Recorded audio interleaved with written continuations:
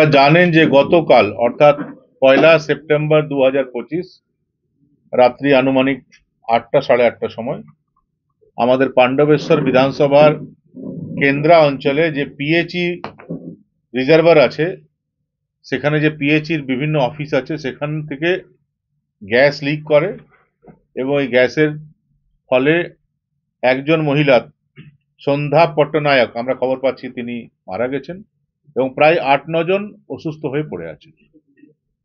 কাল থেকে আমরা কিছু বলিনি, কেননা এটা নিয়ে আমরা রাজনীতি করব এই কথা ভাবিনি। আমরা ভেবেছিলাম যে সরকার, রাজ্য সরকার, প্রশাসন সহানুভূতির সঙ্গে এটা দেখাশোনা করবে, কিন্তু কাল রাত থেকে আজ পর্যন্ত জেলা প্রশাসন এবং রাজ্য সরকারে যারা শাসক দলের লোকেরা আছে তাদের যে অ্যাক্টিভিটি দেখছি, তার ফলে আমাদের মনে কিন্তু এবার সন্দেহ দানা বাঁধছে যে তাদের যে প্রাপ্য কম্পেনসেশন সেটা থেকে বঞ্চিত করার একটা চেষ্টা করা হচ্ছে। আপনারা জানেন যে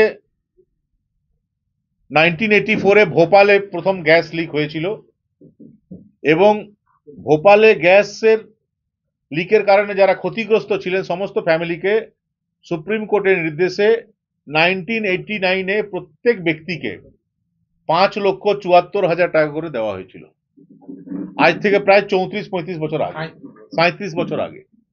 তো সেটাকেই যদি বেস ধরে নিই, তাহলে এখানে যে মারা গেছে তার মিনিমাম 50 লক্ষ টাকা পাওয়া উচিত।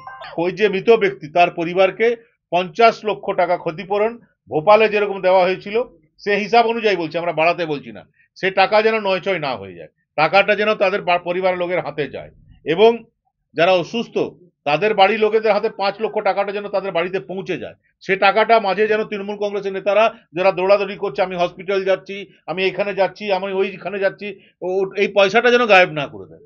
কেন এটা ইতিহাস রয়েছে তৃণমূল কংগ্রেসে যে গরিব মানুষের পয়সা খুব সহজে তারা মেনে নেয় এবং গরিব মানুষ কিছু বলতে পারে না। এই ক্ষেত্রেও আমরা আশঙ্কা করছি যে এই যে মৃত ব্যক্তি তার 50 লক্ষ টাকা আর যারা অসুস্থ তাদের 5 লক্ষ টাকা করে হয়তো এই যারা মাঝে ঘোরাঘুরি করছে মাঝে, তারা হয়তো নিজের পকেটে ভরে নিতে পারে, এই লোকরা হয়তো পাবেই না।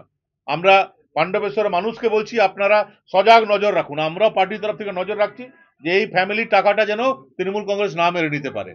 যারা মৃত ব্যক্তি তার 50 লক্ষ টাকাটা যেন তার বাড়ির লোক পায়, আর যারা অসুস্থ তাদের বাড়ির লোকরা 5 লক্ষ টাকা যেন পায়। এই টাকা যেন নয়ছয় না হয়, সেটার উপর আমরা যেরকম রাজনৈতিকভাবে নজর রাখছি, পাণ্ডবেশ্বরের জনগণকে আমরা অনুরোধ করব যে তারাও যেন নজর রাখে। প্রেস মিডিয়া হিসাবে আপনাদেরও দায়িত্ব আছে, আপনারাও নজর রাখুন যাতে এই ব্যক্তিরা কম্পেনসেশন থেকে 50 লক্ষ যে মারা গেছে তার জন্য আর 5 লক্ষ করে যারা অসুস্থ আছে তাদের জন্য এই কম্পেনসেশন থেকে যেন বঞ্চিত না হয়, সেটা নিশ্চয়ই আপনারা নজর রাখবেন। এটুকুই বলার জন্য আজ আমরা আপনাদেরকে আমন্ত্রণ জানাই।